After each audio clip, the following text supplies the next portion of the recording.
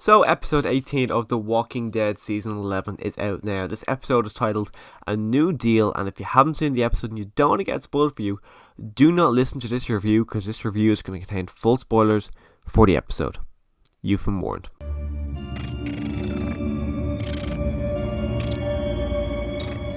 So after I finished watching and reviewing episode 17, I immediately sat down to watch episode 18, very excited, and this episode did not disappoint. The first two episodes they've given us in part C of the final season of The Walking Dead have not disappointed. I have loved both of them. I had a blast watching both of them. I loved how this episode started off with Judith pretty much recapping Daryl's story. She wasn't describing what happened. She was just talking about the world falling, and in the background we saw Daryl's story from the start to the end. I'm expecting next week's or episode 19 to either be Maggie's story or Carol's story. I imagine every episode leading up to the finale will be going through a character's story in the very start, and I like that. It's a nice, smart and enjoyable addition. But we do pick up this episode literally right where episode 17 left off, where Daryl had a knife up to Lance Hornsby's neck, and then Mercer, Pamela Milton, Carol, a bunch of the soldiers come in. They start trying to talk Daryl down, saying Mercer's like, if it was him over you, you would have been dead by now, so let him go. Daryl pulls the knife away from his neck and then stabs him in the hand. Quite brutal. And then while Mercer's screaming, Daryl pulls the knife out and says he'll live, and drops the knife on the ground, leaving, just showing how badass, and not only how badass Daryl is, but how pissed off he is with this entire situation, how he doesn't want to be dealing with Lance Hornsby, and how can you blame him?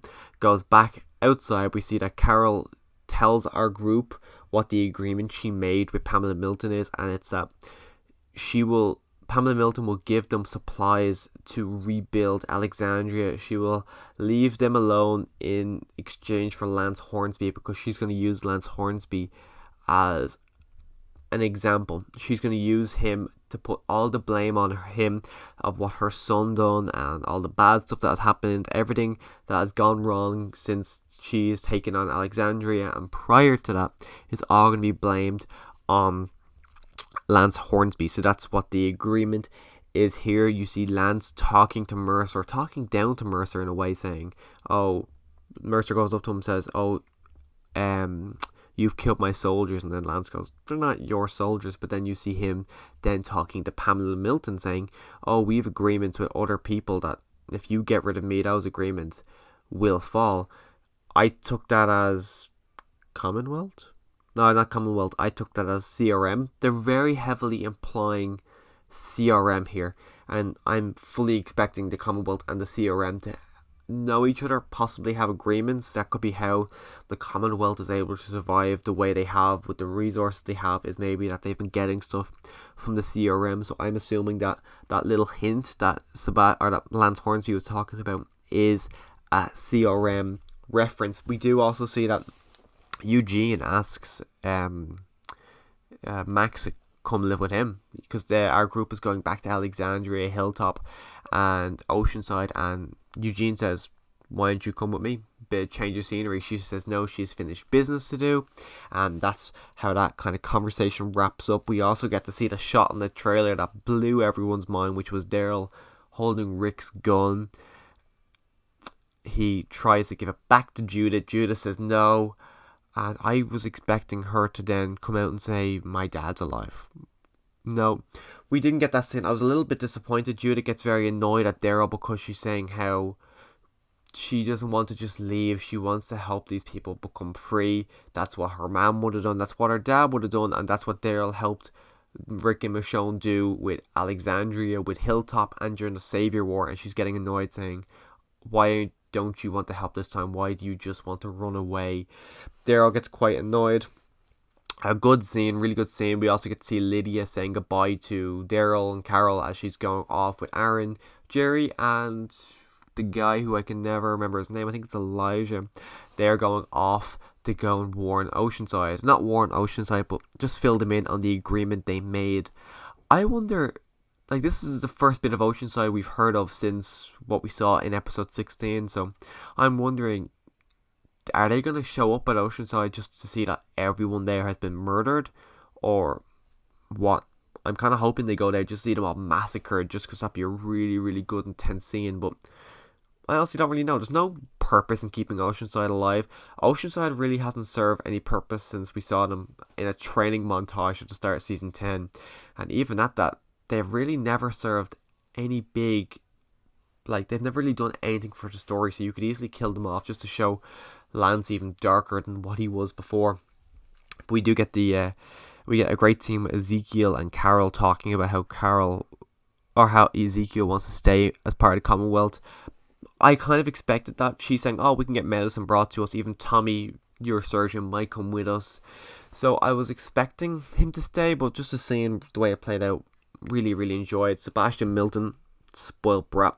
He's in his mom's office getting ready to do his speech, just getting so pissed off how he doesn't believe in anything he's saying, and he's just such a jumped up little shit. I hated Sebastian Milton from the minute he was introduced, just with the knowledge I have from the comic book series, but this TV version has done nothing to make me like him. He's such an unlikable presence, unlikable character. There's literally no redeeming qualities to this character. So yeah, I'll talk about what happens to him in a bit. But you do get to see Max record the discussion that him and her are having, where she's asking him his opinion on the Commonwealth, and he goes ballistic saying how it's a joke. The rich just are rich and then the poor are just nothing. And he goes on and on about this, and she's just listening to it because she knows that she's going to reveal everything he says at the presentation.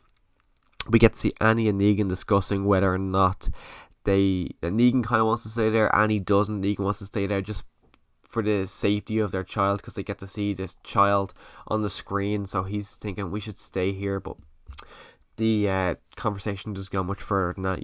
They're not going to stay there because a Negan and Maggie spin-off is coming, so that kind of lets that go. One small Easter egg I really liked was we got to see RJ sitting there reading an Invincible comic. My first two thoughts was, oh, that's pretty cool. That kind of references back to Carl when he was reading the Invincible comic, but also, as someone who's read the Invincible comics, it's not appropriate for RJ. Very, very, very much not appropriate for RJ, but I really like that little reference we had back there. We get to see Daryl and Carol actually having a really nice conversation, how Daryl's saying he doesn't know how to be a parent, and he's asking Carol, what would Rick do in this situation? Really, we got a lot of Rick references in this episode, so I'm hoping sooner rather than later we find out the reveal that Rick is alive. I want to see our characters all realising this, so hopefully we get that conversation sooner than later. We get to see Daryl and Judith talking about how they just want to keep Daryl wants to keep Judith safe, and that's all. It was a really good moment. She doesn't really want to go back to Alexandria because it's just destroyed, but he's just saying how he wants to keep her safe, and that it'll be worth it in the long run. We do get to see the massive outbreak when Max plays the recording of what Sebastian said, and the whole place goes ballistic. Riots start to unleash, and then a small herd of walkers come in. And because the majority of these people probably haven't seen walkers in years, they go ballistic. They start panicking. People start dying in the streets. All the while, Max is running away from Sebastian, who is trying to get her because he knows that she's the one who recorded him. She must have been the one to leak this. So Sebastian is running after Max. He then throws a walker at Max, and she's starting to panic because she's obviously one of those people who hasn't had much experience with walkers. Eugene sees this. My first thought was, okay, Max, I can't see Max dying here, because her death wouldn't do much to serve the story here. When I saw Eugene sprinting over, I thought Eugene was going to pull the walker off her, and then he'll get bit, because it was actually revealed recently that there's going to be a massive death happening in these first couple episodes that is going to shock comic book fans. So I thought, oh shit, are they going to kill Eugene here? I thought, is Eugene going to get bit? No, Eugene pushes the walker onto Sebastian. Sebastian's on the ground screaming for help. Loads of people, 20, 30 people all around him just staring at it happen. Part of me thought he's going to get away with this and he's going to go ballistic because no one helped him. But he pushes the walker off, he gets up, and then the walker bites him on the neck, and my jaw literally dropped, because with this we know the series is not going to end the same way the comic book series did, just because we see this. But to see him screaming for help, no one helping him, of course no one's going to help him. Why would anyone there help him? But I thought that was going to go towards him being angry and wanting to kill people over no one wanting to help him. But no, he gets bit, he dies. We see Judah shoot the walker in the head that bit him. You see him choke to death on his own blood, and then he dies. Eugene is the one who killed Sebastian. Never would have saw that coming. Going into these episodes, my prediction was Sebastian was going to die, but I was predicting Negan to be the one to kill him, just because I thought Negan might just be pissed off with him and then stuff was going to happen and Negan was just going to kill him. I just thought Negan would be a good one to kill him. But no, Eugene. Never would have saw that. Never would have predicted that happening. And I was like, yeah, fair fucks to the Eugene. But now with the trailer we have for next week's, it looks like everyone's looking for Eugene. Eugene is a wanted man, so I really don't know what's going to happen. Judging by the small bit that I saw in the trailer, it looks like episode 19, the riots are going to continue. The riots are going to be bigger and people are going to go ballistic. Is Lance going to get out of prison cell? I imagine his people who have been helping him since the start are going to break him out and all shit is going to blow up in everyone's face, and it's just slowly building to the world, well, Commonwealth just going ballistic, and I cannot wait to see how this is going to wrap up. 6 episodes left in the entire series. Very sad, but also very excited to see how it's all going to wrap up. So if you want to hear my thoughts on episode 19 of the final season of The Walking Dead, click the subscribe button. And as always, thanks for listening.